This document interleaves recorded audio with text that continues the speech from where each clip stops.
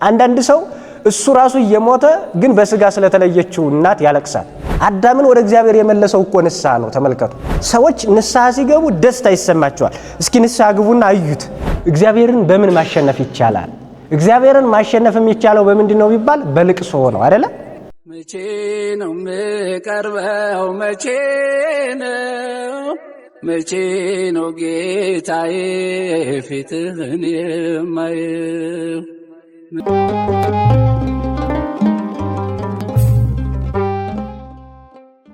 በንስሐ ጊዜ ንስሐ ምንን ይፈልጋል? እንባን ይፈልጋል ይላል ማር ይስሐቅ የተባለ ቤተክርስቲያናችን ሊቅ። ስለዚህ አንድ ተነሳሂ ሰው በንስሐው ጊዜ እንባ ማንባት አለበት ነው የሚለው። ለዚህ ትልቅ ምሳሌ የሚሆነን ባለፈው በጨረፍታ አንስቼላችኋለሁ። ነብዩ እግዚአብሔር ዳዊት የተናገረው እጅግ በጣም ውብ የሆነ ንግግር አለ። ዳዊት ከኦሪዮ ሚስት ከቤርሳቤህ ጋራ ከተገናኘ በኋላና ኦሪዮን ከሞተ በኋላ እግዚአብሔር ከዳዊት እንደተለየ ተነገረው በናታን አማካኝነት ማለት ነው። በኋላ ነብዩ እግዚአብሔር ዳዊት እግዚአብሔርን ማጣት ከባድ ነገር እንደሆነ ስለሚያውቅ ከዙፋኑ ወረደ። ከዛ ማቅ ለበሰና በላዩ ላይ አመድ ነስንሶ ያለቅስ ጀመረ ነው የሚለው። እና ይሄንን በተመለከተ የዘመረው መዝሙር 6 ነው። መዝሙር 6 ቁጥር 6 ላይ ስትመለከቱ ምን ይላል? ወበአንብዕ አርሐስኩ ምስካየ፣ በእንባዬ አልጋዬን አጠብኩት ይላል። አሁን በእንባዬ አልጋዬን አጠብኩት። አሁን ተመልከቱ፣ ፊቱን ከማጠብ አልፎ እንባው አልጋውን እስከ ማጠብ ደረሰ። ምክንያቱም ያጣው እግዚአብሔርን ነው። እግዚአብሔርን ማጣት ለሚገባቸው ለሚያውቁት ሰዎች ምን ያህል ከባድ እንደሆነ በተለይ ለእግዚአብሔር ቅርብ የሆኑ ሰዎች እነሱ ያውቁታል። እግዚአብሔርን ማጣት ከምንም በላይ ከባድ ነገር ነው አይደለ? ለምሳሌ የመጀመሪያው ሰው አዳም ከሳተ በኋላ በጣም መራራ ልቅሶን አለቀሰ ይላል ገድለ አዳም ስትመለከቱ። እና የአዳም ልቅሶ ከባድ ነው። አዳም ግን ለምንድነው ያን ልቅሶ ያለቀሰው ቢባል ምን ይላል መሰላችሁ? እዛው ላይ ሲመልስ አልቦቱ ካለ ህሊና ለአዳም ዘንበለ በከይላ ኢላ ኃጢአቱ ይላል። አዳም ያለቅስ የነበረው የሆነች ቦታ ያችን ገነት የምትባለዋን ብሪት የሆነችዋን ዓለም በማጣቱ አልነበረም ይላል። ታዲያ አዳም በምን ምክንያት ነው እንደዛ የሆነው ቢባል እግዚአብሔርን ያህል ጌታ አጣው ብሎ በኃጢአቱ ምክንያት ያለቅስ ነበረ። አዳም አሁን ገነትን አይቶ በገነት ኑሮ ብዙ ነገር አሳልፎ ግን ያስለቅሰው የነበረው ገነቱን ማጣቱ ሳይሆን ማንን ማጣቱ ነው? እግዚአብሔርን ማጣቱ ነበር። ያስለቅሰው የነበረው የገነት መታጣት ሳይሆን የእግዚአብሔር መታጣት ነበርና ከዛ የተነሳ ሊቁ አዳም ሌላ የሚያለቅስበትና የሚያነባበት ሌላ ነገር የለውም ነበር ላይለብከይ በኃጢአቱና በበደሉ ከማዘን ውጪ በማለት ይገልጻል። አሁን ነብዩ እግዚአብሔር ዳዊት እዛ መዝሙር ላይ ሄዳችሁ በትርጓሜው በተለይ ስትመለከቱት ቁጭ ብሎ በሚያለቅስ ሰዓት ነብዩ እግዚአብሔር ዳዊት እንባው 2 ክንድ ከስንዝር ወደ መሬት ገብቶ መሬቱን አርሶት ይገኝ ነበር። ምክንያቱም ጉድጓድ ውስጥ ነው የገባው። ከዛ ደግሞ ቆሞ ደግሞ ያነባ ስለነበረ ቆሞ ሲያነባ ደግሞ 1 ክንድ ከስንዝር እንባው ወደ መሬት ገብቶ ይገኝ ነበር ይላል። አሁን ይሄ እንባ የንስሐ እንባ ነው የሚባለው። ይሄ እንባ የምን እንባ ነው? አሁን እሱ እኮ ንጉስ ነው እኮ ከስልጣኑ ማን ያዋርደዋል? ግዛቱ እንደተከበረ ነው። ግን ትልቁ ሀብት፣ ትልቁ ስልጣን፣ ትልቁ ክብር ስልጣን ሳይሆን ማን ስለሆነ ነው? እግዚአብሔር ስለሆነ ነው። ስለዚህ በንስሐ ጊዜ ከምንም በላይ እንባ ያስፈልጋል። ለምሳሌ አንድ ሰው ጌታችን መድኃኒታችን ኢየሱስ ክርስቶስ የተናገረው አለ። የቅዱስ ማቴዎስ ወንጌል ምዕራፍ 5 ላይ ስትመለከቱ ብፁዓን ለይላሁ ይእዜ፣ ዛሬ የሚያለቅሱ ምንድናቸው? ብፁዓን ናቸው ነገ ይደሰታሉና ይላል። ዛሬ የሚያለቅሱ የሚላቸው ምን አይነት ሰዎች ናቸው? ምን አይነት ልቅሶ ነው? እነዚህ የሚያለቅሱ ሰዎች አባታቸው የሞተባቸው ሰዎች አይደሉም። እናታቸው ሙታ በእናታቸው ሞት የሚያለቅሱ ሰዎች አይደሉም ብፁዓን ናቸው የተባሉት። ታዲያ ምን አይነት ሰዎች ናቸው? በ3 አይነት ደረጃ የሚያለቅሱ ሰዎች ናቸው። አንደኛ ለግፋ ሰማዕታት ወይም ሰማዕታት በግፍ አይደለም የሚሞቱት፣ በግፍ ሳይበድሉ ሳይገሉ የሚሰቀሉ የሚገረፉ የሚሞቱ በሰይፍ ታርደው የሚሞቱ ሰዎች አሉ፣ ለነሱ ማለት ነው። ሁለተኛ ደግሞ ለሞተ ወልደ እግዚአብሔር ኢየሱስ ክርስቶስ የሞተው ለኔ ብሎ አይደለ? እሱ ኃጢአት ሳይኖርበት ዘንበለ ኃጢአት ባይቲት አይደለም የሚለው ከብቻዋ ከኃጢአት በቀር ነው። ስለዚህ ብቻዋ ኃጢአት የምትባለዋ ምንም አይነት ኃጢአት ሳይሰራ በእኛ በደል የተሰቀለ የተገረፈ የሞተ እሱ ነው። የሱን ሞት እያሰቡ ማልቀስ ነው። በሶስተኛ ደረጃ ግን የራሱን ሞት የራሱን ኃጢአት እያሰቡ ማልቀስ ነው። ስለዚህ ዛሬ የሚያለቅሱ ብፁዓን ናቸው ማለት የራሳቸውን ኃጢአት እያሰቡ የሚያለቅሱ ምን ናቸው ማለት ነው? ብፁዓን ናቸው። ብፁዕ የሚባለው የራሱን ኃጢአት እያየ የሚያለቅስ ነው እንጂ ስለሞተው ቤተሰቡ የሚያለቅስ ሰው አይደለም። አንዳንድ ሰው እሱ ራሱ እየሞተ ግን በስጋ ስለተለየችው እናት ያለቅሳል። በስጋ ስለተለየ ወንድሙ እያለቀሰና እያነባ ግን እሱ በመንፈስ ሞቷል፣ በነፍስ ሞቷል፣ ግን ለራሱ አያለቅስም። ትልቅ ሰው የሚባለው ለሰው የሚያለቅስ ሳይሆን ለማንም የሚያለቅስ ነው። ለራሱ የሚያለቅስ ትልቅ ሰው ማለት ለወንድሙ የሚያለቅስ ሳይሆን ለራሱ የሚያለቅስ ነው። ሰው ማለት ለሞተበት ቤተሰቡ ሳይሆን ለራሱ የሚያለቅስ ነው። ሰው በስጋ ሌላ አካል ሞቶብን እያለቀስን የሐዘን ቀን አውጀን ራሳችን ሞተን ግን መቼ እንደምናለቅስ እኔ ራሱ ግራ ይገባኝ። ስለዚህ እንባ ለንስሐ ትልቅ አስተዋጽኦ አለው። የሚያነቡ ሰዎች በእግዚአብሔር ዘንድ ምሕረትን ያገኛሉ። ለምሳሌ ሐዋርያው ቅዱስ ጴጥሮስን መመልከት ይቻላል። የሉቃስ ወንጌል ምዕራፍ 22 ቁጥር 62 መመልከት ትችላላችሁና 3 ጊዜ ዶሮ ሳይጮህ ትክደኛለህ ተብሎ ተነግሮት ስለነበረ ዶሮ ሳይጮህ 3 ጊዜ ካደው አይደል? ከዛ በኋላ ዶሮው ሲጮህ ያ ጌታ ያለውን ቃል አሰበና ጴጥሮስ ተጸጸተ፣ ወደ ውጭ ወጣና ወአንባ መሪረ ይላል። ምርር ብሎ ጽኑ እንባን አለቀሰ ይላል። ጽኑ ምንን አለቀሰ? እንባን። እንባ ንስሐ ማለት እንዲህ ነው ማለት ነው። ንስሐ ማለት ሰዎች ምርር ብለው የሚያለቅሱበት እግዚአብሔርን ሲያጡ የሚሰማቸው ጥልቅ ሐዘን ነው፣ ጥልቅ ስሜት። ያ ነው ንስሐ ተብሎ የሚጠራው። ያ ነው ንስሐ። ንስሐ እንደሚታወቀው ትልቅ ነገር ነው። ጴጥሮስን ያህል ሐዋርያ እኮ የሰጠን ንስሐ ነው። ጴጥሮስን ያህል ማለት ነው። አዳምን ወደ እግዚአብሔር የመለሰው እኮ ንስሐ ነው። ተመልከቱ። አዳም እኮ ወድቆ ነበር። አዳም የሰራው ስራ እኮ ከዲያብሎስ ራሱ የከፋ ነው አይደለ? እሱ አዳም የሰራው ስራ የዲያብሎስን አወዳደቅ ያውቃል። ያንን አወዳደቅ እያወቀ ነው መልሶ ድጋሚ ሌላ ስራ የሰራው። ይሄን አወዳደቅ እያወቀ የወደቀ ሰውዬ አሁን ወደ እግዚአብሔር መመለስ የቻለውና እንደዛ እንዲሆን ያደረገው ንስሐ ነው። አዳምን ወደ እግዚአብሔር የመለሰው ንስሐ ነው። እግዚአብሔርን ደግሞ ወደ አዳም የመለሰውና ወደ አዳም ያመጣው ምንድነው ቢባል ንስሐ ነው። ያ ማለት እግዚአብሔርን ከሰማይ ምንድነው ያወረደው ቢባል ንስሐ ነው አይደለ? ሰው ንስሐ ባይገባ ኑሮ አዳም ባያለቅስ ኑሮ እኮ እኛ አንድንም ነበር። በቃ ሁሉም በአዳም መስመር ይሄድ ነበረ ማለት ነው። አዳም ስላለቀሰ ስላነባ እንባውን ስላፈሰሰና ስለተጸጸተ ነው ዛሬ ያለው ድህነት የተፈጸመልና ኢየሱስ ክርስቶስ ሊሞትልን ወደዚህ ዓለም የመጣው። ስለዚህ እግዚአብሔርን ጭምር ወደ ምድር ያወረደው ንስሐ ነው። ጴጥሮስን ያህል ሐዋርያ ያስገኘው ንስሐ ነው። ጳውሎስን ያህል ሐዋርያ እኮ የሰጠን ማን ነው ቢባል ንስሐ ነው ይላል አረጋዊ መንፈሳዊ። ተመልከቱ። ወደ ከሃዲያን ቤት ንስሐ ትገባና ከሃዲያንን ስባ ታመጣቸዋለች። ወትሬስዮሙ ሐዋርያሁ ለክርስቶስ፣ የክርስቶስ ሐዋርያ ደግሞ ታደርጋቸዋለች። እቺ ማናት? ቤተ ይእቲ ትበው ቤተ ሁሉ ይላል። ይቺ ንስሐ በሁሉም ቤት ትገባለች ይላል። እማትገባበት ቤት የለም። የሁሉም ቤት ታንኳኳለች። አንዳንድ ጊዜ ጌታ እንደዚህ ያላለም እኔ በበር ቁሜ አንኳኳለሁ አይደለ? በንስሐ በኩል እኮ ነው። በር ላይ ቁሜ አንኳኳለሁ፣ የሚከፍትልኝ ቢኖር ደግሞ ከሱ ጋር ምን እበላለሁ አለ? እራት እበላለሁ። በንስሐ በኩል እግዚአብሔር የሁሉንም ቤት ያንኳኳል። የሚከፍትለት ሰው ካለ ደግሞ ከሱ ጋር ገብቶ ከሱ ጋር ለዘላለም ይኖራል። ያ አንኳኳለሁ የሚለው እግዚአብሔር በንስሐ በኩል ነው እንጂ በሌላ መንገድ አይደለም። ንስሐ በየሁሉም ቤት፣ በኃጢአተኛው ቤት፣ በዘማዊ ቤት ትገባለች። ያቺኛዋን ዘማ አይታችኋል አይደለ? ሽቱ ጌታ ላይ ያፈሰሰችውን ሴት፣ በዛች ሴት ቤት ገብታ ያንኳኳችሁ እኮ ንስሐ ናት። በጳውሎስ ቤት ገብታ ያንኳኳችሁ ምንድናት ቢባል ንስሐ ናት። ንስሐ በየሁሉም ሰው፣ ነፍሰ ገዳይ በሆኑ ሰዎች ቤት ትገባለች፣ እነሱም ቤት ታንኳኳለች። ዘማዊ በሆኑ ሰዎች ቤት ትገባለች፣ ታንኳኳለች። በሚሰርቁ ሰዎች ቤት ትገባለች፣ ታንኳኳለች። በየሁሉም ቤት ትገባለች። አንኳኩታ ሰዎችን ወደ እግዚአብሔር ትመልሳቸዋለች። ለሚመልሱላት መልስ ለሚሰጧት ሰዎች የዘላለም ሕይወትን ታድላቸዋለች። እና የንስሐ ውጤቱ ይሄ ነው። ቅዱስ ጴጥሮስ ምርር ብሎ ጽኑ እንባን ምን አለ ነው የሚለው? አለቀሰ። ከዛ በኋላ ይሄ ሐዋርያ ኃጢአቱ ከባድ ነገር ነው። እግዚአብሔርን መካድ ከባድ ነገር ነው አይደለም እንዴ?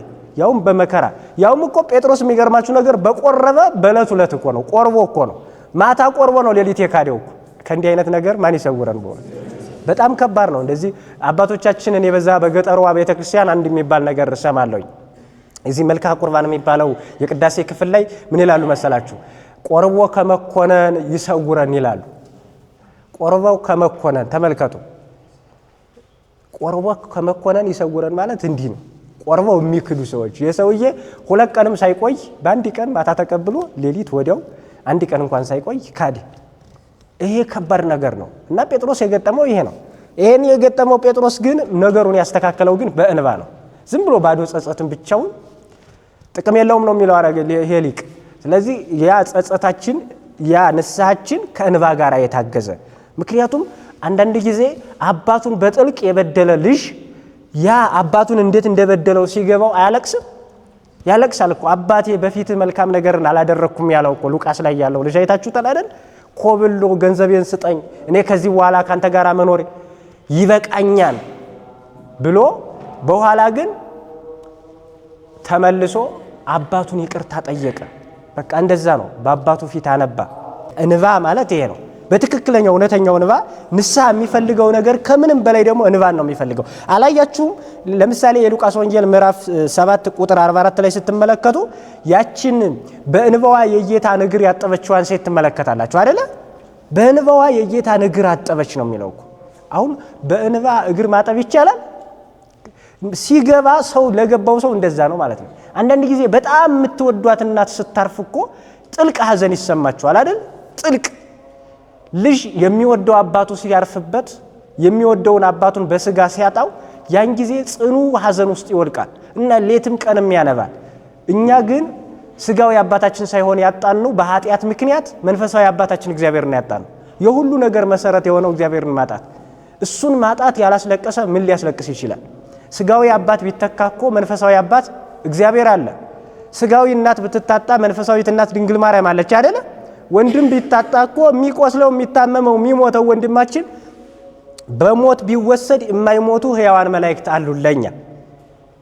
እነዚህን ተስፋ አድርጎ ስለ ኃጢአቱ የሚያለቅስ ሰው ነው በእግዚአብሔር መንግስት ትልቅ ቦታ ያለው። ይቺ ሴት በእንባዋ የጌታን እግር አጠበች። አንዳንድ ጊዜ ጌታ ራሱ እዛ ላይ ምን አለው መሰላችሁ?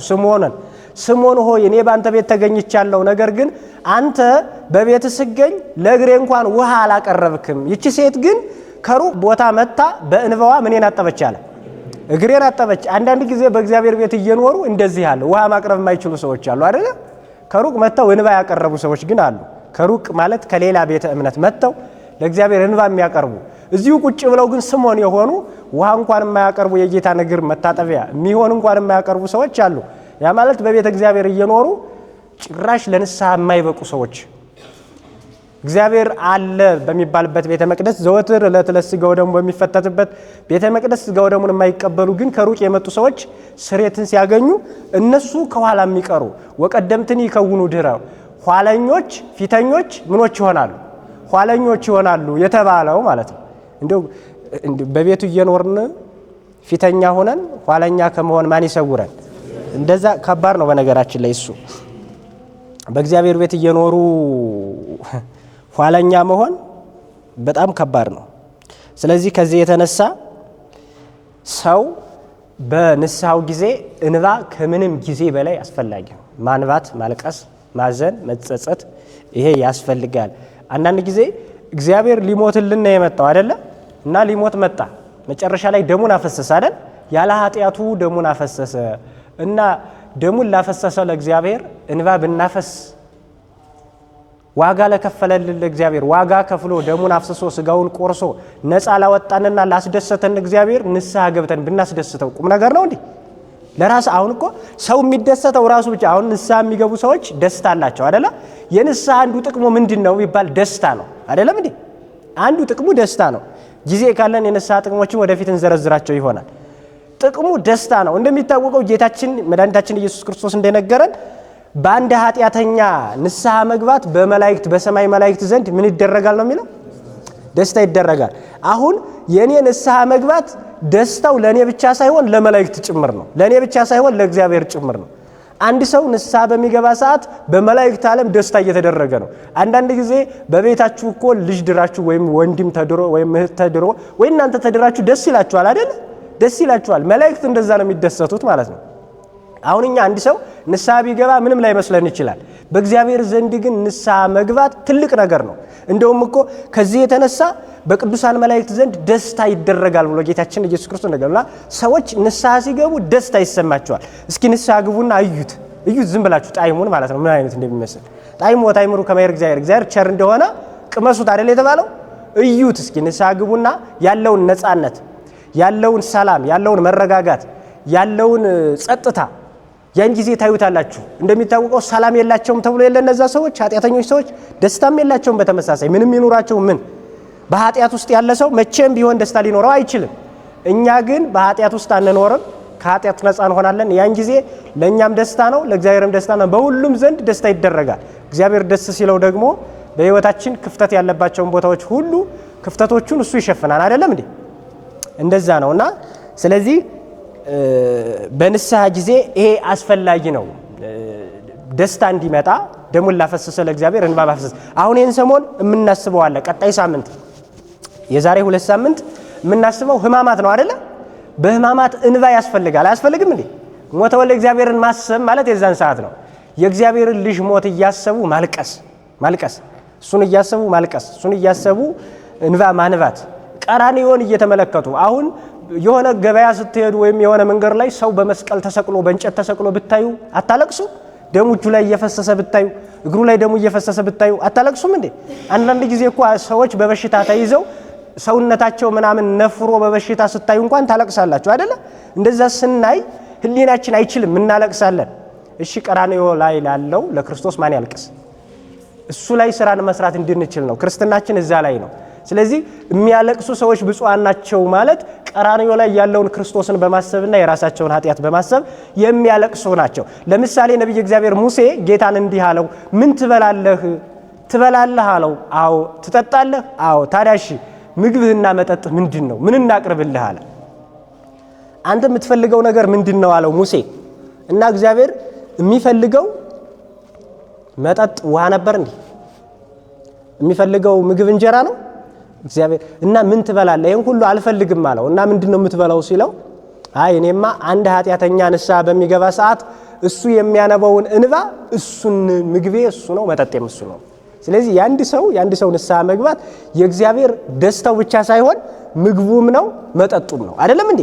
ቅዱስ ዮሐንስ አፈወርቅ የእግዚአብሔር ፈቃዱ ምንድነው የሚለውን ሐሳብ ሲተረጉም የእግዚአብሔር ፈቃዱ ዓለም ላይ ያለው እግዚአብሔር ከኛ ምንን ይፈልጋል ወይም እግዚአብሔር ፈቃዱ በጠቅላላ ለዓለም ያለው ፈቃድ ምን ይመስላል የሚለውን ሐሳብ ሲተረጉም ምንድነው የሚለው?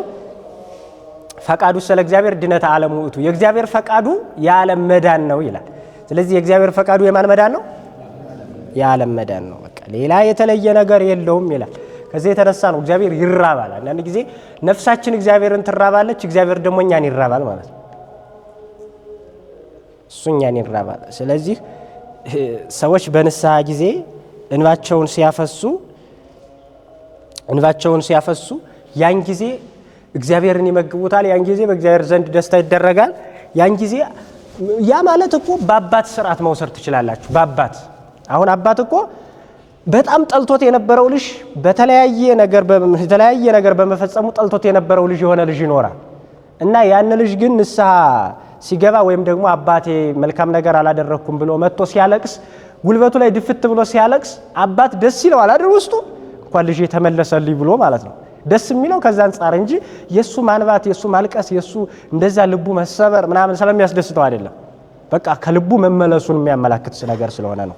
እና እግዚአብሔር ከዛ የተነሳ ነው ደግሞ ንስሐ ሲገቡ የሚያለቅሱ ሰዎች በራሱ ጥያቄያቸው ፈጣን በሆነ መንገድ ነው የሚመለሰው። ኃጢአታቸው ፈጣን በሆነ መንገድ ይሰረያል። እንባ የማይመልሰው ነገር አለ? እግዚአብሔርን በምን ማሸነፍ ይቻላል? እግዚአብሔርን ማሸነፍ የሚቻለው በምንድን ነው ቢባል በልቅሶ ነው አይደለ? ለምሳሌ አንድ ሕፃን ልጅ አባቱን በምንድን ነው የሚያስገድደው ቢባል በምንድን ነው የሚያስገድደው? ብዙዎቻችሁ ልጆች ያሏችሁ ይመስለኛል። በምን ያስገድደዋል? በቃ ሌላ መሳሪያ አይጠቀም፣ ሌላ ምንም ነገር ሳይጠቀም አባት ልጁ ሕፃኑ ልጅ አባቱን በምን ያስገድደዋል ቢባል በልቅሶ ነው።